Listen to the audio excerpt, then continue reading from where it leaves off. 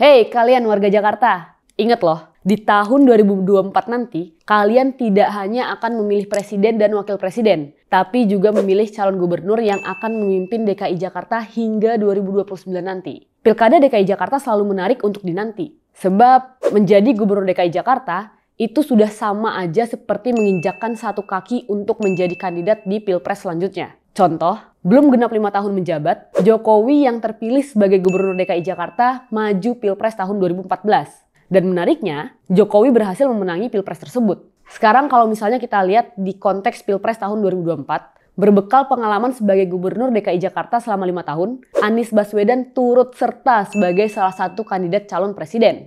Berdasarkan berbagai macam sumber, tim Nalar TV telah merangkum sejumlah nama yang masuk ke dalam bursa gubernur DKI Jakarta. Setidaknya ada 6 nama yang saat ini dianggap sebagai kandidat kuat untuk maju di Pilkada DKI Jakarta tahun 2024 mendatang. Yang pertama ada Erick Thohir.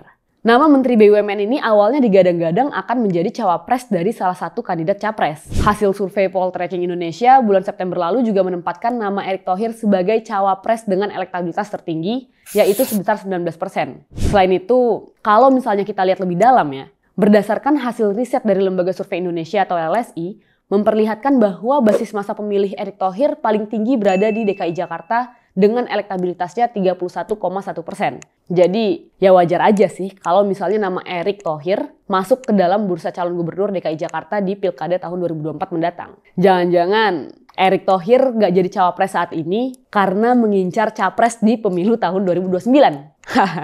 Yang kedua, ada Ridwan Kamil. Kasus yang serupa nih dengan Erick Thohir. Ridwan Kamil juga selalu masuk bursa cawapres dengan elektabilitas tertinggi. Nah, mungkin aja keberhasilan Ridwan Kamil di Jawa Barat bisa menjadi bekal untuk maju di Pilgub DKI Jakarta tahun 2024 mendatang.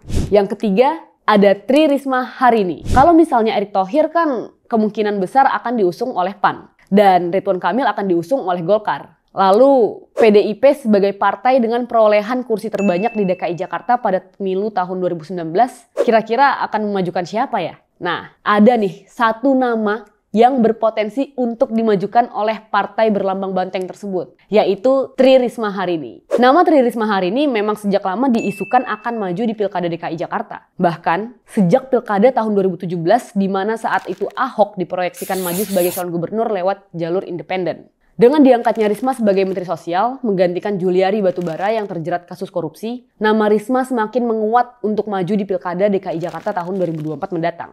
Yang keempat, ada Ahmad Riza Patria.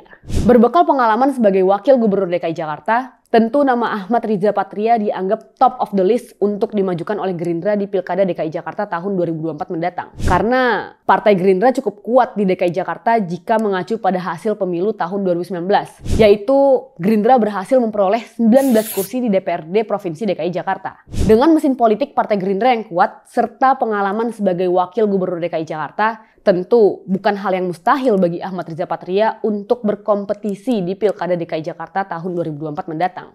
Yang kelima, ada Ahmad Sahroni. Bendahara Umum Partai Nasdem ini namanya memang santer diisukan untuk maju di Pilkada DKI Jakarta. Seperti kita ketahui, Ahmad Sahroni sudah 10 tahun menjabat sebagai DPR RI melalui Dapil DKI Jakarta 3. Dari hasil pemilu tahun 2019 saja, Ahmad Sahroni meraih 73.938 suara, di mana Partai Nasdem secara keseluruhan di Dapil DKI Jakarta 3 memiliki total suara sebanyak 151.908 suara. Artinya apa? Artinya Ahmad Sahroni berhasil menyumbang setengah dari total keseluruhan suara Nasdem di DKI Jakarta 3. Dan yang terakhir, dan yang keenam, ada Heru Budi Hartono. Menjabat sebagai PJ Gubernur DKI Jakarta saat ini, tentu nama Heru Budi Hartono menjadi salah satu kandidat kuat untuk maju di Pilkada DKI Jakarta. Meski demikian, Heru Budi Hartono mengatakan bahwa keterlibatannya di Pilkada DKI Jakarta tahun 2024 mendatang masih menjadi misteri meskipun namanya masuk top 3 bakal calon gubernur DKI berdasarkan hasil survei Rembuk Rakyat Jakarta oleh Partai PSI.